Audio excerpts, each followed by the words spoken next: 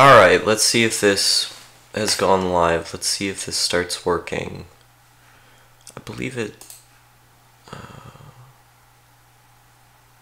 your changes were not saved. What do you mean your changes were not saved? The fuck? Yeah, let's leave the page just to see if it does it right. Oh god, I feel really sick today, and I don't think I have any sort of illness right now. I just feel sick, and honestly, I think it's part of the depression, because I've just felt like really suicidal for like the last day, and you know, I know what to do when these things happen. I know how to deal with it, but like, god, what should I title this video? I'm still doing this. Oh god, it's just been such a nightmare because like last night especially, the thoughts were even worse than they usually are. Like I just felt so lethargic and I kept thinking about it in detail before I was trying to get to sleep. And as I was laying there, it was like I was completely helpless, petrified even, because the suicidal thoughts and urges were just taking command over me. I was trying to get to sleep. I was trying to have a normal day. I just felt so sad, and I didn't know why, because I had been really excited about the move. I had been really excited about the fact that new equipment for my videos came in the mail. I had been really excited about, you know, working on new stuff when I got to Las Vegas. But for some reason, it just showed up out of nowhere. And, you know, I've been dealing with it all today too, and it's been so bad that I haven't even wanted to make videos. That's the weird thing. That never happens to me. I always want to make videos. So maybe taking a break from the channel for a little bit might be good for me. Maybe, you know, this bus ride that I'm taking where I'm not going to work on any... maybe it's exactly what I need. Who knows? But I do know one thing is that I'm getting kind of groggy and lethargic and tired, and just... I took a nap today and I still feel exceedingly tired, and I don't know why. I haven't been taking any new meds that would cause this. It's just I'm in a bit of a rut, and I can still project my voice. I can still sound like I'm enjoying the process because I know how to do that, but inside, it's like everything is just tearing me up. It's like I get everything done at my home, and it's like I'm strong enough to continue doing those things, but I still get those terrible feelings, and it's so hard just to ignore them. It's so hard to not have them overtake the way that you act, but I just keep telling myself I have to get these things done. They need to be done, so why would I have the right to continue without getting them done? And I try to push through the feelings as much as I can, but it's so hard. It's so hard, and the last like really satisfying thing that I did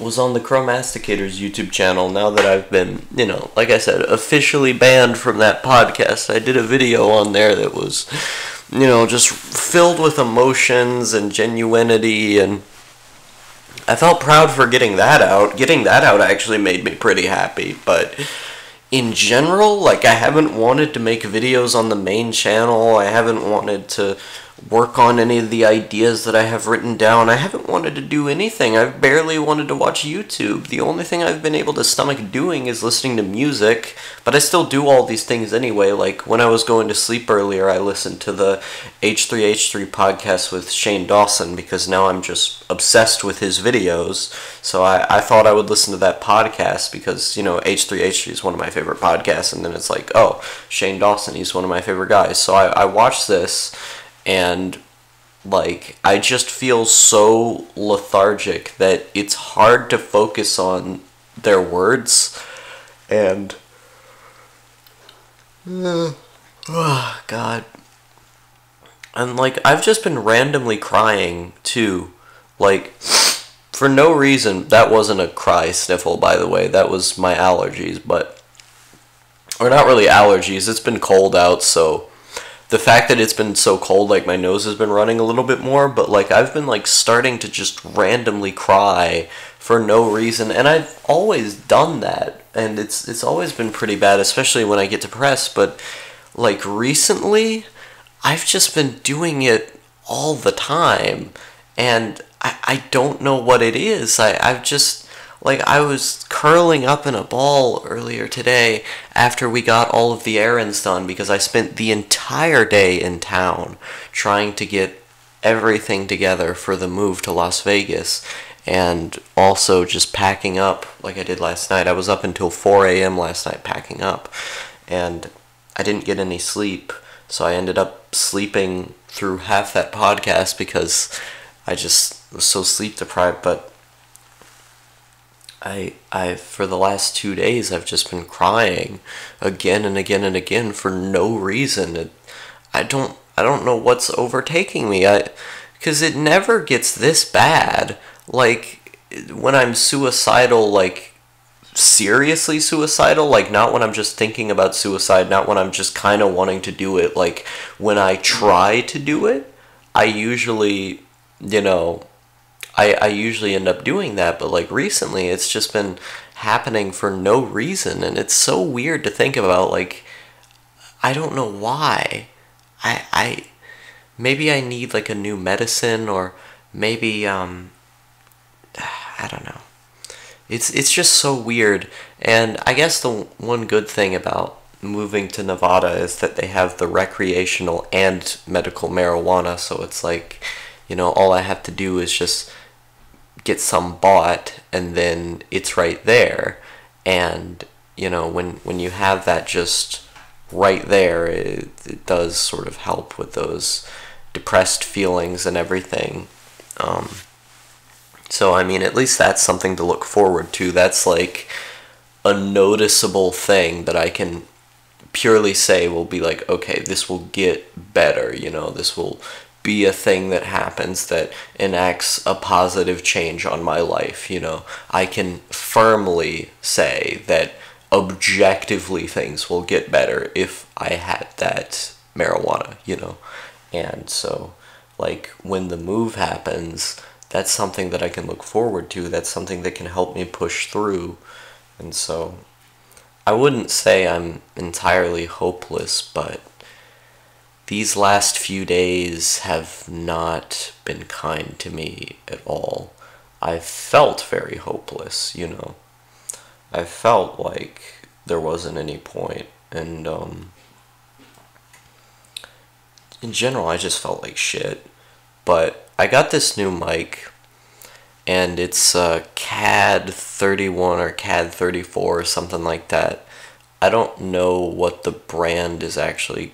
Well, I don't know what the model is called. I know what the brand is. It's CAD, but I get this microphone, and it sounds better than what I currently operate with. I only paid, you know, $28 for it, so it's not, or maybe it was $25, but it's not that big of a time investment. It's not something that, you know, I would lose a lot on, but I think about it and I'm like, well, I should have gotten something from Audio Technica. It's just that those cost so much more money, and so I get this one, and it's just like a small echelon above what I currently use. It's like, yeah, I don't have to worry as much about crackling in the background or the sounds of fuzz, but it still doesn't pick up my voice super clearly. It still has problems in the recording process, and that disappointed me when I saw that happen, but it is at least something better. It's something that with enough finesse I can make work and I can use effectively on videos if I just try. So I guess it'll be fine. It's just, it wasn't what I expected or hoped for based on the audio tests, because when I would watch these YouTubers make tests of the microphone, I expected it to sound much better than it actually does, because you know, the tests that they did, it was like it sounded all clear and everything sounded good, and it didn't, you know, sound as impoverished as this one does. It sounds like it's, you know, just a step above a tin can at points, but I think the information that I neglected to remember was that those people have their own voices that I'm not used to hearing on different mics, and I'm certainly not used to hearing them IRL, so I don't really have something to compare them to, and I just kind of go off of what the video does, like, oh, well, the video sounds fine, but if I heard them IRL, I would be like, well, in comparison to what your natural voice is, it doesn't sound fine. And if I were to take that information and then apply it to my situation, it's like, well, the goal of my videos is to sound like I'm there with you. It's to give you somebody to listen to and feel less alone from. And so if the tone of the microphone doesn't sound like what I'm trying to get across, doesn't sound like, you know, how I would IRL or whatever, it's like the purchase of the microphone had failed, you know? And so, like, I am considering something like Audio-Technica when I would have more money, or something along those lines, just a more expensive microphone, because I used to use a Snowball, and while the Snowball was like professional grade in some regards, there were just parts of it that I didn't like. Using that microphone felt bad at times, like it didn't really get the emphasis that I wanted to present that you would have gotten IRL, just because the way that it processed the audio at times was like good for if you were just trying to do something quick that you weren't putting a lot of time into, but for something where the emphasis you put on every single word matters, the Snowball wasn't always good for that, because I wanted to like get across the feeling of certain words in my writing, and there were certain nuances that were just lost in translation when it would go to record, and so I would listen back to it and I would be like, you know, there's just a little difference here that I noticed that I want changed, but I just don't have the proper equipment to change it. And I've looked at enough comparison videos to know that stuff by Audio-Technica would give me the kind of feeling that I want to in certain aspects, but you always have to have multiple mics. Like, you have to buy from multiple companies because different scripts or different topics require different feelings. Some mics are more roomy, some mics are more based on the directness of them, so you have to sit very close to the mic and you end up getting less external noise from the sound of the room. You get less, you know, I believe there's like a term called like warm and not and stuff when it comes to recording quality, and so there's all kinds of different ways. What the fuck is that? There's a beeping sound in my house. I don't know if I'm just hearing that or if that's actually happening. It's probably something, I don't know. I don't care. It's just gonna keep beeping, isn't it? There's probably a fire going.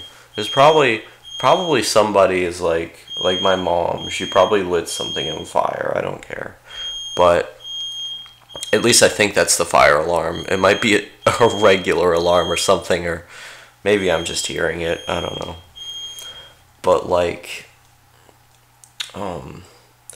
there are just certain mics that give you feelings that you can't really get anywhere else. And so when you when you use those ones based on like the feeling you're trying to convey, it works much better. Like I know on the Audio-Technica mics, there's a setting for it to catch basically the whole room. And if you were doing like a Let's Play show, for example, with two people, instead of having a 2-mic setup that would feel super professional where like both people are close to the mic, you would just put the mic in the center of the room. Then you would turn it on that very roomy setting that picks up the whole room, and you would get the sounds of them slightly echoing. You wouldn't really hear an echo, but you would hear the way it's differentiated based on, you know, it echoing back through the room. I know there's a term for that in audio, I just don't know what it's called. And you would get basically the way it would sound from the two people sitting next to each other in the actual room, because it's basically picking up the entire room, you know. So like the two people end up being more quiet and there's more noise in the background, you know, just slight noise, very, very not noticeable to most people unless you really look at it, but it is there, you know, just based on how it's recorded differently. Whereas like a 2-mic setup like you would see on, you know, H3H3 podcast, for example, you know, Gila's sitting there and she's got one in her face, and then Ethan's sitting there and he's got one in his face. If they just put one in the center, it would sound completely different, which is not the goal of their show. The goal of their show is to be professional like a radio show and to clearly convey the information as much as they can. And in order to clearly convey that information, what they need to do is have the 2-mic set up where the mics are closer to their faces, so when they talk into the mic, it sounds very clear, it sounds very loud and direct. The goal of a Let's Play show is not necessarily that. The goal of a Let's Play show is to get you into a feeling. It's to put you in the room with the people. Because what is a Let's Play show but a parasocial relationship? It's vicariously experiencing the lives of these other people. It's showing a friend dynamic that you couldn't have gained in your real life, but you can observe and feel what that friend dynamic would be like if you were there.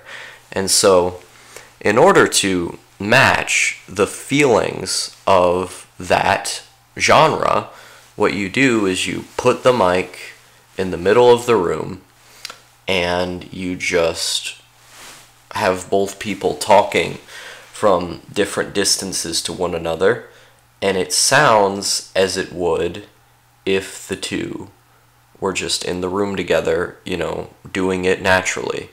And when the viewer listens to that, they understand exactly that recording style, they understand exactly that aesthetic, they understand exactly that feeling, just emotionally. Small things like that, changes in audio, can radically shift the feeling and tone of a show. Even if you don't notice it, it's there.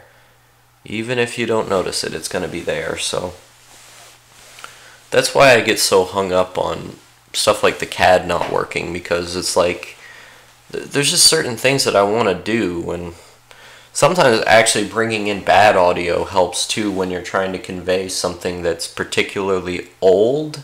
Like if you're trying to convey an old memory, for example, if the aesthetics of your videos are meant to represent nostalgia, if they're crafted around that idea, then what you would use is something very rudimentary, very old, that has static to it, that has less recording quality to it, that sounds like it was done through a tape or something.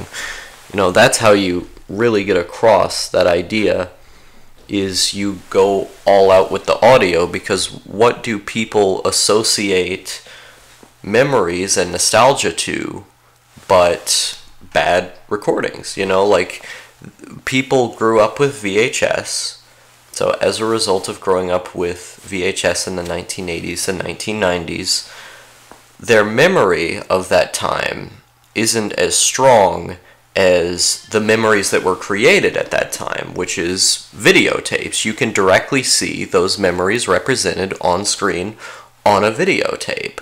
And so when you do that, it's like wow, I understand what this time was, I understand all these things that had happened, but there's one element that's lost in translation, which is the realness of it.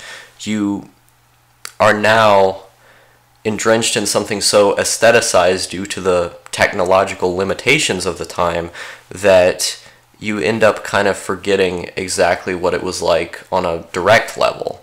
And so when you watch these old VHS recordings, it's like you're getting the basic idea of what the time was like, but you're not getting the full unadulterated picture. And your memory can only do so well to preserve that over time. And so when people remember back, they don't necessarily always remember the exact way that the events played out. They remember the VHS recordings of the way the events played out because they've watched them so many times, and that tape holds up better than their memory ever did. And so when people think of nostalgia, they tend to think of that lower quality, at least as of right now, because we have the baby boomers and the Gen Xers and the millennials and all these different people who grew up with inferior technology, just, technologically, like, objectively. It looks worse, so it's, I enjoy the inferior look, but, like, on a technological basis, it's just not as good, So you find these people who grew up with this stuff, and the way that you convey to them nostalgia on an aesthetic basis, in order to convey the feeling of nostalgia without directly stating it, what you have to do is use worse equipment. You use a VHS camera, or maybe just VHS effects. You use a worse mic in certain times, and you just kind of distort things. And there's different levels to it. You can do it in different ways. I personally like to use the old hardware itself in order to convey that point, but there are a lot of filmmakers who are just, content to do it in After Effects, for example, which creates its own effect also. And so, like, I think the entire recording process, the entire building of the movie, building of the video, like, the entire way that it's made is going to affect the feeling, because even when you're not directly stating what something is, what something is supposed to mean, you end up understanding what that thing is just by watching it, because the way that the aesthetics were crafted, the way that the movie was crafted, was meant to represent that feeling. So, like I said, people have the connection with VHS with nostalgia, so in order to convey a nostalgic scene, in order to convey a scene that is trying to get nostalgic emotions out of you, you use that VHS aesthetic. And the whole movie starts to contrast with that because all of the other scenes were done in HD, which represents the present. And, when you take those two, there's a contrast with them.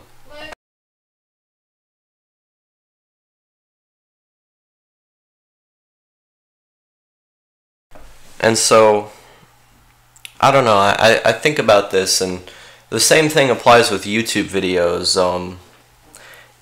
because it's a type of film. Like, you're still using film elements when you're making the thing.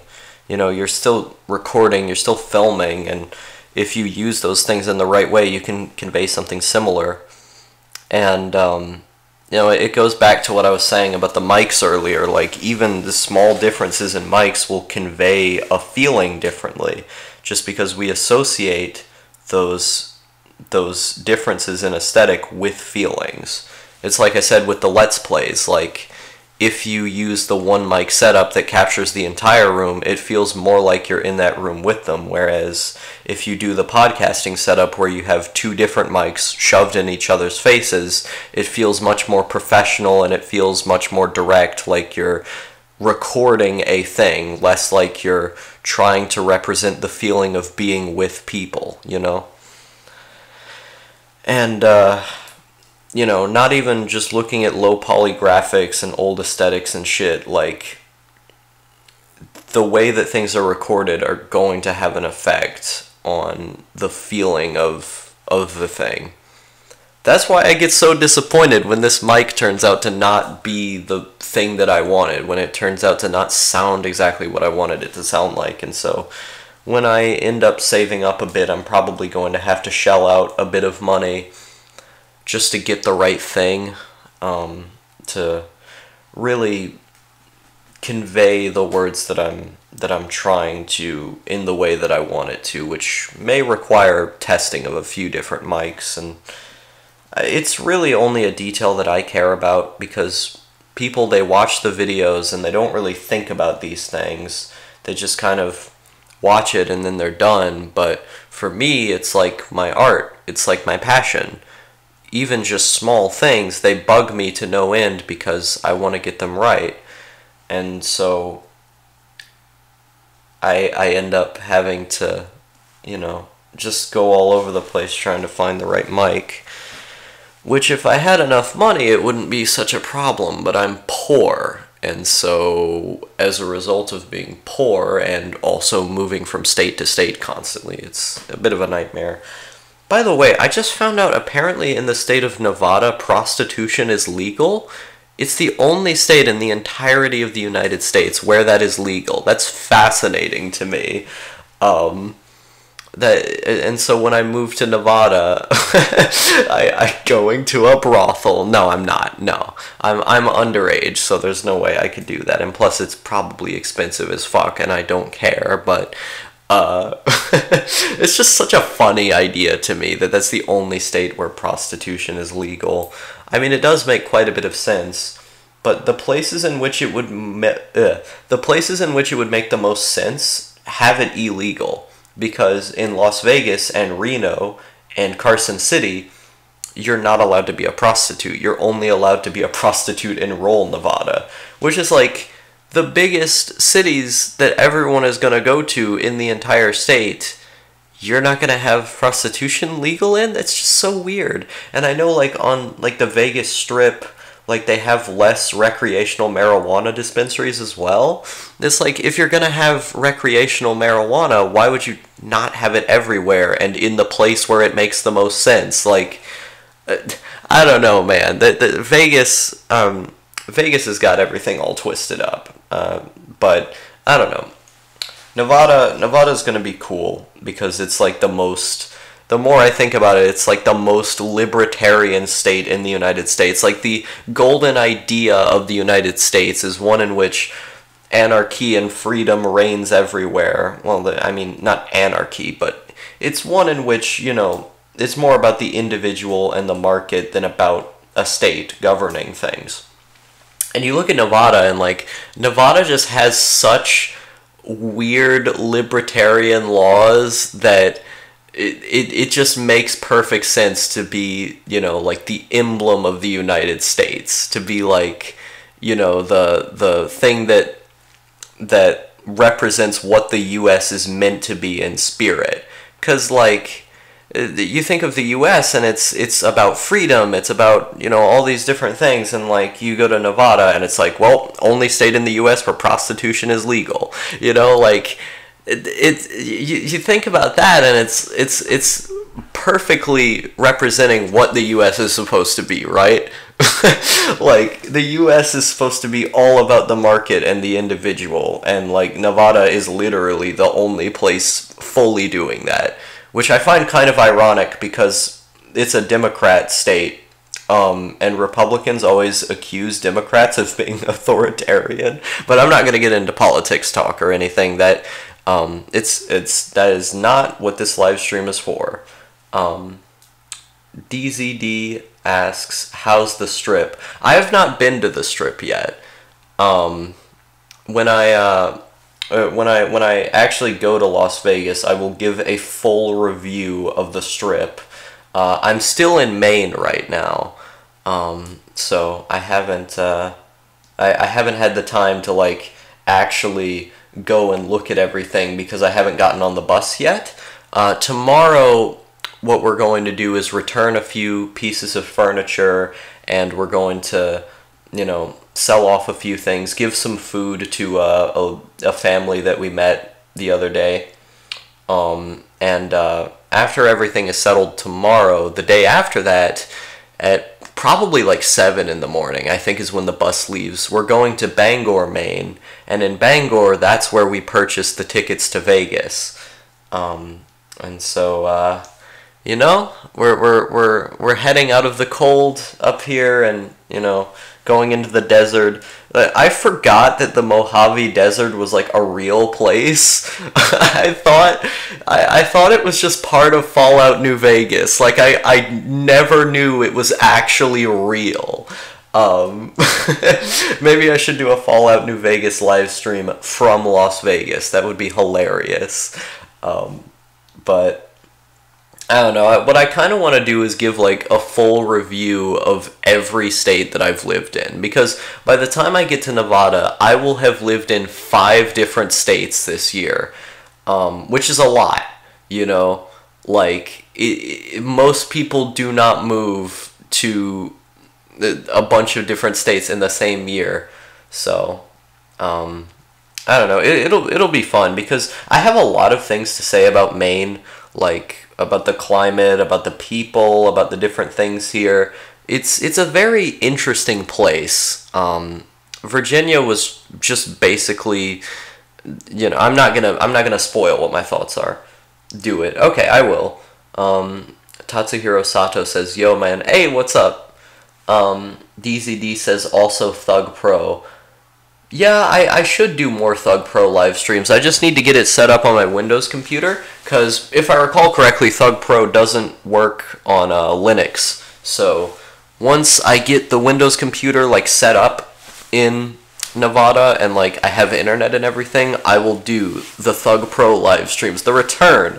I don't think many of my current viewers know this, but me and DZ Dog, which you should subscribe to his channel, by the way, but me and him, we used to do these live streams of this Tony Hawk's Pro Skater mod called, or maybe it was Tony Hawk's Underground, I don't remember, called Thug Pro, and we just did these weird live streams of that game, and it was honestly, those live streams were honestly some of the best times I've had on the internet. Like, they were so fun to do.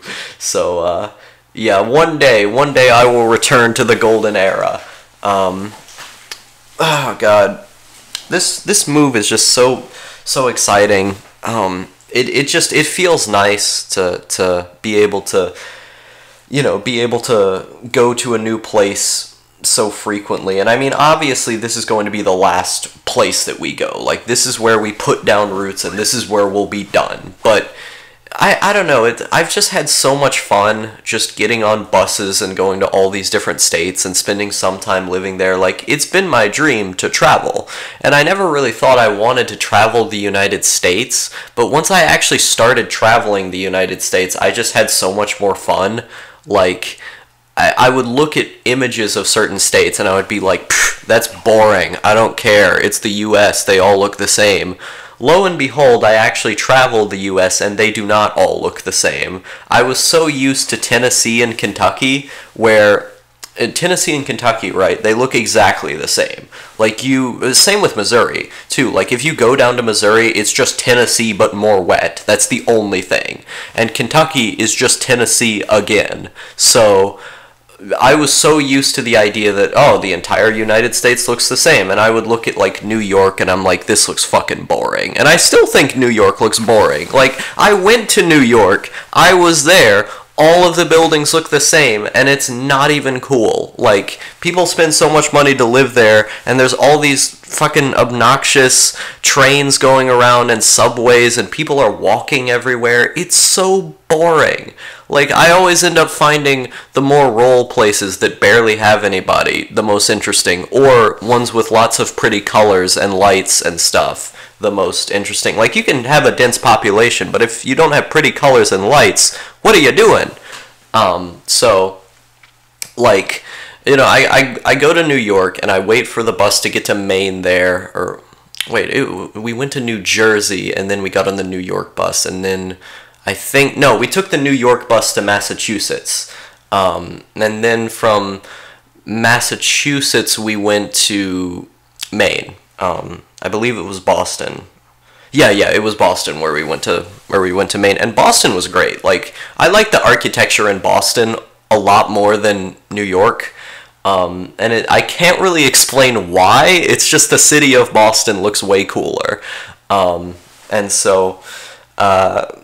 I go to all these different places, and like when I spend more time in like maybe the more obscure states in the United States, like I went to West Virginia for a little while, didn't live there, but I saw basically all of West Virginia on the bus ride, and like it looks like you've gone into a time machine. Like that place looks like it's from the 1980s or 70s. Like Charleston is the capital of their state, and I believe it's the most densely populated one in their state, and it looks like it's from the 70s. Like you go on the roads in West Virginia and there's potholes and shit. Like you can lose your car in those things. That place was not well managed, and like I go there, and then I go to Maine, and it's like all weird and rural, and like there's most of the population is over 50 years old, like, and there's all these like cool trees and shit, and it looks like I'm in the wintertime constantly. Like I go to all these different states, and I start to notice the differences between them, which is a really good thing. Like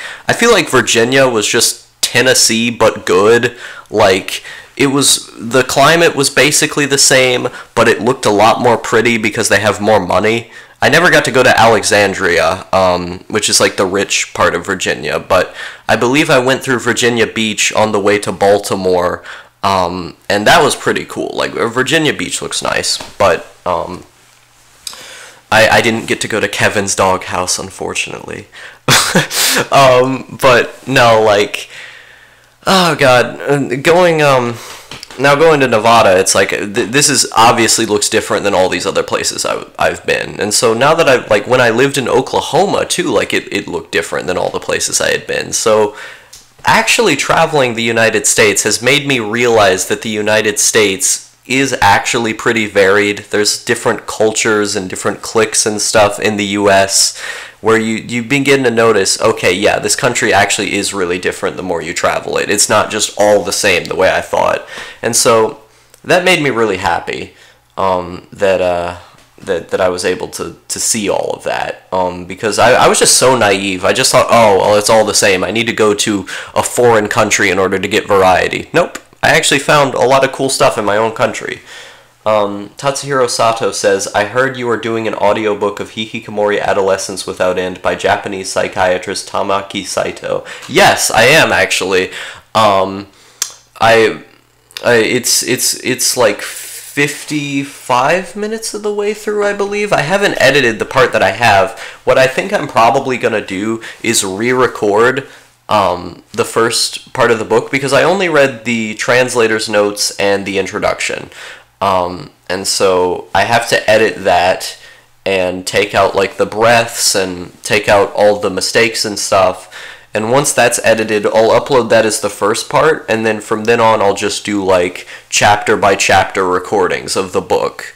Because I know a lot of hikis, they tend to have deterioration in their attention span, just due to being isolated for so long, and they have, like their eye strain, obviously, like from looking at the computer all day, your eyes end up not being able to read a full book sometimes. So I thought, well, maybe I could do an audiobook of the thing, and then other people would be able to experience the book if, they weren't necessarily able to read it on a computer screen for whatever reason. And so that was the motivation behind it. It's probably going to take me a long time to just get the whole thing done, but it is a project that I'm very excited about, and I think once it comes out, it's going to be a good addition to the overall discourse, because there's no audiobook that exists. Like, most people experience books via audiobook, unless you live in Japan, where media is basically frozen at a standstill. So,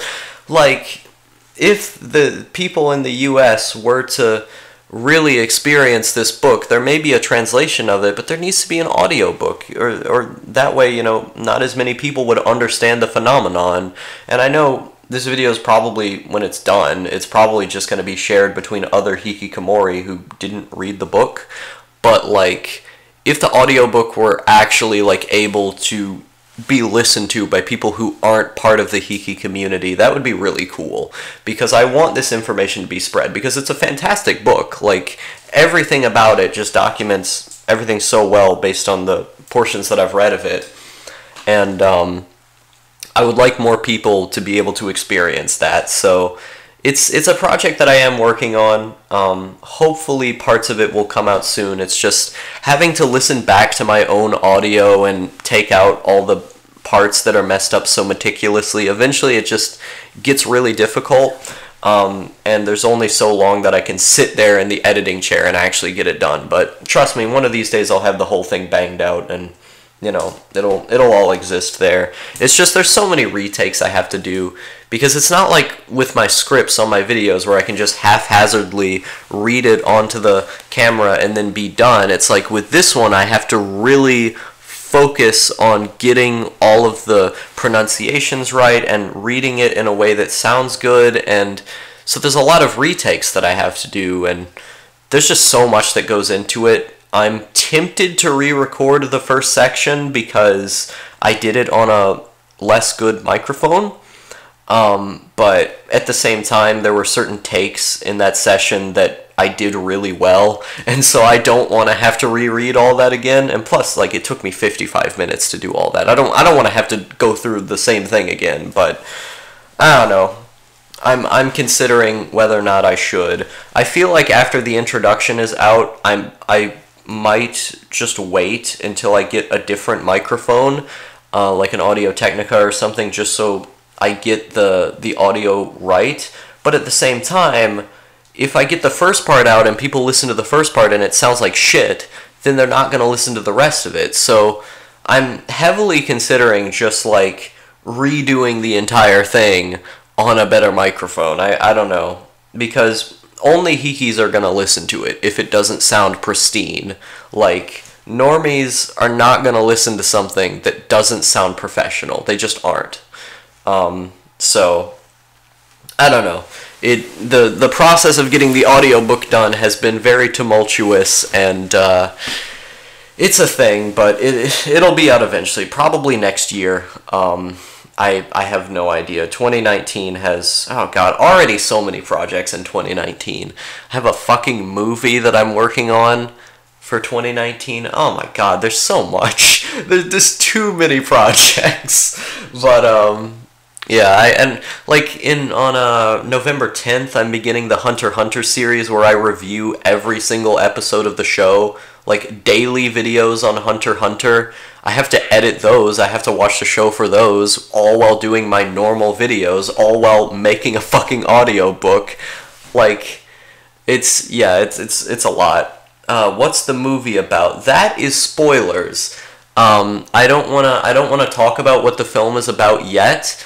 But if you've ever seen the film Love and Pop by Hideaki Anno, it takes heavy amounts of influence from that film in how it's presented and how it's, you know, filmed and everything.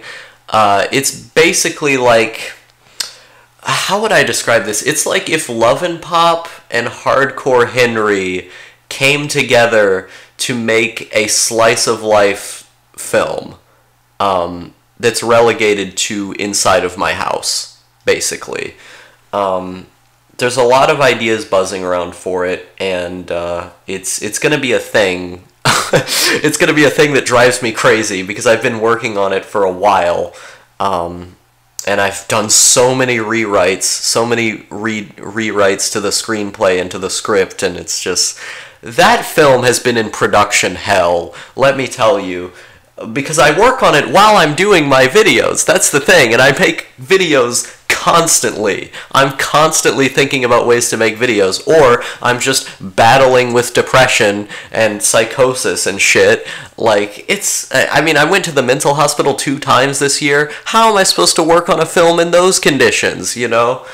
So it's been with me for quite a while now. I began this script, Jesus Christ, at the end of 2017? Jesus fucking Christ. Oh god. And it's gonna be 2019 soon. Oh god. I am the same with my blog, to be honest. The purpose of my blog is to help people in the United States and other Western countries better understand the hikikomori condition. And I do love your blog because of that. Because the information on hikikomori in the United States is just so scarce. Like, so much of the research has been done in Japanese, and the fact that, you know, you're someone who speaks both English and Japanese brings a really good perspective to the American discourse, because, you know, you're able to look at shit that was brought out from Japan that's been untranslated, and then you're able to, you know, convey that information while also just having the personal perspective of being a hikikomori in America. And so, you know, because you talk to so many of them and you run the 8chan board of Hiki, you know, you're able to pull from all these different perspectives and then represent those things on your blog. So I think you're doing really good work with that. Yeah, if you did more posts and like went more in depth on stuff, I think it would be like one of the best blogs on the internet right now, just because no one talks about these things. No one writes about them in the US. That's the problem. Like, every person who's writing about these things in the US are just stupid normies who don't know anything about what they're talking about. Like, there's some great documentaries that have come out, but so many of the articles are like trying to slam people like, oh man, basement dweller in Japan ruins life of parents. Like, that's the shit that the norms are putting out. Like, this is not helpful. This is not understanding of what these people are like. And then you listen to like Americans use the term, and they end up just presenting, you know, what it is to be a hikikomori all wrong. They present, oh god. Having someone who actually talks about what it is good.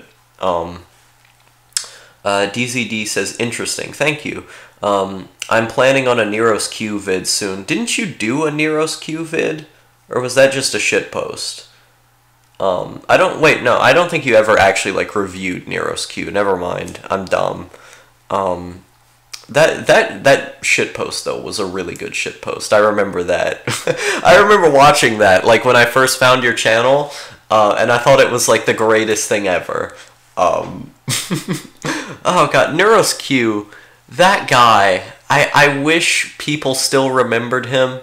What has he done? Actually, I'm gonna Google this. Has Neros Q done any new videos lately? Because I know after his brother killed himself, he's, like, not really been active on the internet. He went to a con, there's he is on the Pizza Party podcast. Like, he went to a con after his brother died, I think, but I don't think he's worked on anything since then, just because the stress has been so bad for him. Yep, the Razor Fist video was the last one that he did. Oh, that's sad.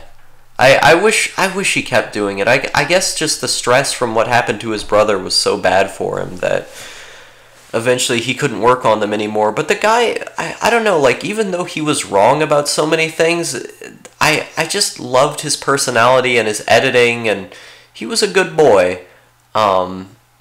It makes me sad that that he's gone. Jesus, fuck, this was 2 years ago? 2 years? I remember these videos coming out. I was right there. I remember the day that the new Powerpuff Girls is Good video came out. What date is this? Holy shit. Oh my god. When did this come out? April 23rd, 2016. Oh my god. And I turned, what was it? In 2016, I believe I turned 14? I turned 14 on the 29th of that year. Oh god. I remember this. I remember listening to the Pizza Party podcast, and I remember this coming out. Oh god. This feels like it was yesterday. This feels like barely any time has passed. How did this happen? Where did all the fucking time go? I remember who I was when this came out too. Like, I was a very different person than who I am now. I remember being on a podcast making jokes about this guy. Oh god. Where does all the time go? Holy fuck. No, he's coming back in 2019. Oh shit. I'm excited for that. That's going to be really cool. It is called Mystery of the Missing Million. What's called that? Okay, so I might not be seeing the parts of the chat that are like Actually, let's see, automatically block spam messages. Let's change that. Because it might be thinking something you're saying is spam, and then taking it out. I apologize for that. Let's pop out the chat. Did his brother really die? Yeah. I don't have the full story on it anymore. But based on what I know, that's true. I remember Austin Trench, someone who knew Neuros Q as a friend, had shared the Facebook post that Neuros made. Actually, let's see if I can find that. Neuros, because I know Neuros did a big post about how his brother died. Facebook, and I was friends with Neuros on Facebook at the time too. So he explained it on there. It was a really, really sad post. Let's see, Neuros Quake art and stuff. That's the one. That's the one. I think somebody from the Pizza Party podcast saw it and like gave their condolences. I don't remember. 2017. Did he delete the post? Let's see here. I know he had, let's see. Nope. I don't think the post exists anymore. That's unfortunate. That's a piece of history there that's gone. I mean, it's unfortunate what happened to him, but like, you know, I guess it's not there. Maybe he posted it on his personal account. I don't remember what his personal account was called. I think it was just NeurosQ. Have you seen the 2001 BBC documentary about Hikikomori? It's awful. Yeah, I remember watching it. It was a while ago. I remember it being a bit disrespectful.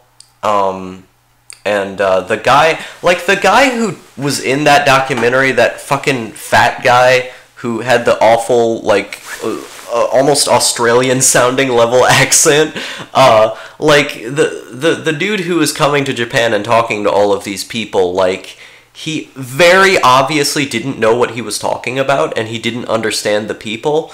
There was this one guy who was a former Hikikomori who would, like, help them and help them to recovery, who they interviewed in the documentary, and he was cool. I liked how they showed him in there, but and I liked how they had, you know, just certain rooms that they showed of actual hikikomori, but just the way everything was presented, the way that everybody talked about it, it was not good. Oh god. I remember him posting a pic on DA about it. Wasn't sure if it was real. Yeah, I mean, like, if he was posting about it, I would assume it was real, but, I mean, your guess is as good as mine if his word is under question. I have no way of knowing if it's true or not, because, you know, I didn't know him personally, I just had him on Skype, but, yeah, I would assume it was real, because who would lie about such a thing? Like, if you're out there lying about your brother dying and then, like, expecting people to give you sympathy for that, that's really messed up. I don't think most people are that heartless as to do that, so I doubt it was fake. And also just the fact that he had spent such a long hiatus too, like, based on how consistently he was making the videos in 2016, I doubt that nothing would have happened that would have caused him to take a hiatus, especially when he's coming back now in 2019. Like, there had to have been something that happened to him that made him to where he just didn't want to make videos for so long when he used to make them so consistently. So that's what I think it's real. And he doesn't seem like he's a meme lord, and he probably has autism, but, like, I think that's all the more reason to believe it's true. Because I don't know. I don't think he's telling I don't think he's telling a lie. Oh god. Oh, my head. I feel a little bit better after doing this live stream. Like, when I started it up, I was just so depressed. But now that I've had the chance to talk on here, I do feel a bit better. So thank you everyone for coming out and listening to what I have to say.